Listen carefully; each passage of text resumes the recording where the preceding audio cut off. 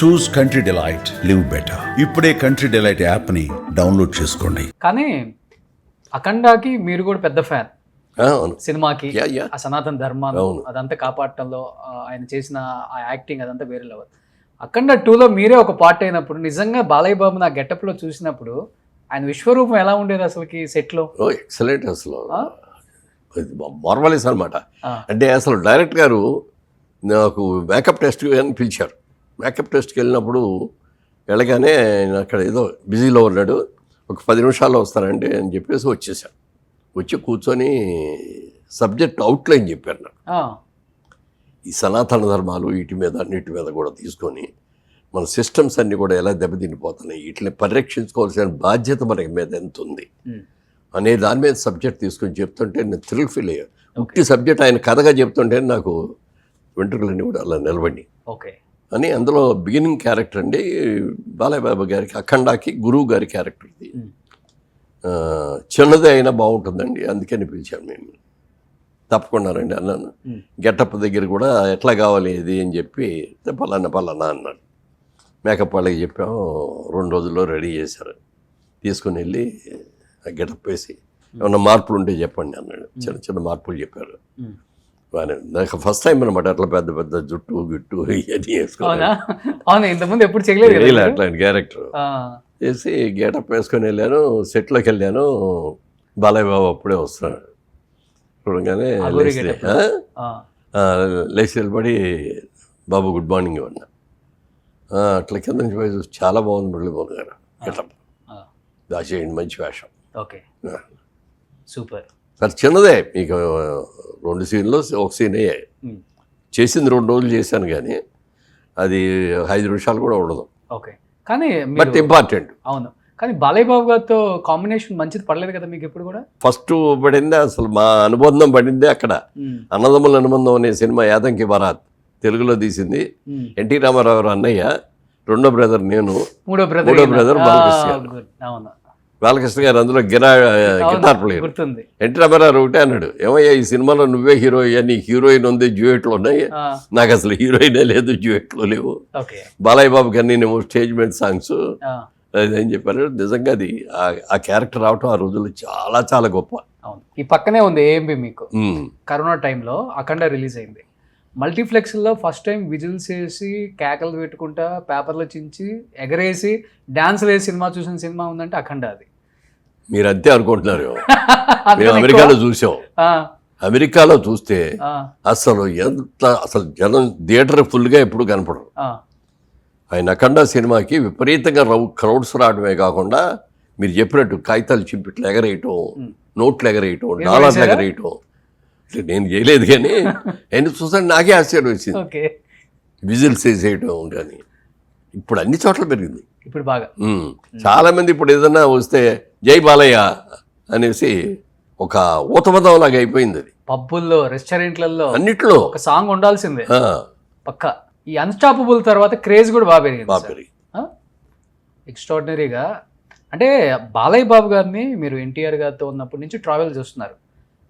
ఇప్పుడు ఆయనకు కోపం ఎక్కువ, కొడతారు, ఇలాంటివన్నీ ఎక్కువ బయట మాట్లాడుతుంటారు. ఆర్టిస్టులు కూడా ఫస్ట్ టైం ఆయనతో వర్క్ చేసే వాళ్ళు ఆయన దగ్గరికి వెళ్ళడానికి భయపడతారు. అమ్మో ఎలా రిసీవ్ చేసుకుంటారో తెలియదు వద్దని.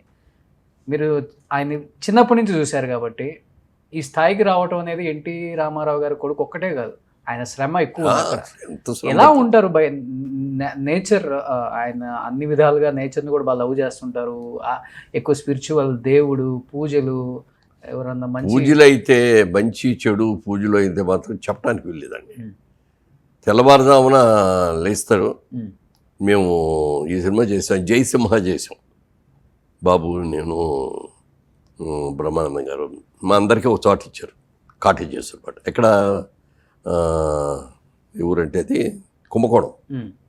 కుంభకోణంలో షూటింగ్ అనమాట. 20 రోజులు మాకు అక్కడ కాటేజీలు ఇచ్చారు. మా కాటేజీ పక్కన బాబు గారి కాటేజీ, ఎదురుగొండ బ్రహ్మానంద గారి కాటేజీ, మధ్యలో స్విమ్మింగ్ పూల్. ఆయన తెల్లవారుదామని లేచి వాకింగ్ చేసి తర్వాత పూజ చేసుకొని వెళ్దాం అనుకునేటప్పటికి ఆయన అప్పుడు అన్నీ పూర్తి చేసుకొని తిరిగి వస్తూ ఉంటాడు. ఓకే బాబు ఎన్నింటికి లేచారండి? 3ంటికి లేచారు, 3:30కి లేచారు, 4ంటికి లేచారు, ఇట్లా చెప్తారే తప్ప 5 తర్వాత లేచాననే మాట ఒక్కసారి కూడా విన్నా. ఓకే. అంతసేపు జిమ్లో ఇది చేసి స్నానం చేసి పూజ ఒక్కో రోజు 1.5-2 గంటలు కూడా పడుతుంది. వాళ్ళ తిథులను బట్టి రాహుకాలం ఎన్నింటికి వస్తుంది దాన్ని చూసి రాహుకాలం వచ్చింది వాళ్ళు 7 to 8:30 రాహుకాలం ఉందని అన్నారు అనుకోండి, ఎర్లీగా వెళ్ళిపోతాడు. వాళ్ళు 6 to ఎర్లీ మార్నింగ్ 6 నుంచే ఉంది, 6 to 7:30 అంటే అక్కడ ఫస్ట్ షాట్ మీదే అండి అంటే వెళ్ళటం మామూలే. ఈయన షాట్ 9కి వస్తుందండి అని చెప్పినా కూడా బిఫోర్ రాహుకాలాన్ని ముందు వెళ్ళిపోవాలని చెప్పి అదే తెల్లవారుజాము లేసి రెడీ వెళ్ళిపోతాడు. అక్కడ ఎవరూ ఉండరు యూనిట్ వాళ్ళు. ఈయన తీసుకెళ్ళిన ఇదే క్యారవాన్ ఉంటుంది కదా, ఆ క్యారవాన్లో కూర్చోడు. ఓకే. ఆ టైం ప్రకారం వెళ్తాం మాత్రం. పెద్దవాళ్ళన్న గౌరవం ఎక్కువ. చాలా చాలా గౌరవం అండి. ఎంత మర్యాద ఇస్తారు చెప్పడానికి. మీరు అన్నట్టు ఈ మ్యాన్ ఆఫ్ మూడ్స్, అది తప్పుగా అనుకోవద్దు కానీ మ్యాన్ ఆఫ్ మూడ్స్. అంతే.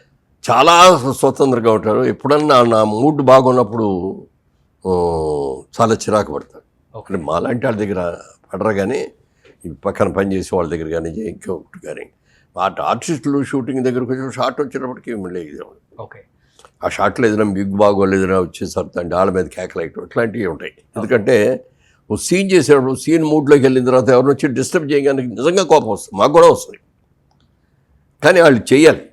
మనం ఆ మూడ్లో పడి చేస్తే విగ్ సరిగ్గా లేదనుకోండి, చూసినప్పుడు ఏమయ్యా నువ్వేం చేసావయ్యా విగ్ అట్లా ఉంటే నువ్వు ఎందుకు చూసుకోలేదని మేకప్ అని తిడతాం మనం. అంతే తప్ప ఇంకా వేరే మూడ్స్ కాదు.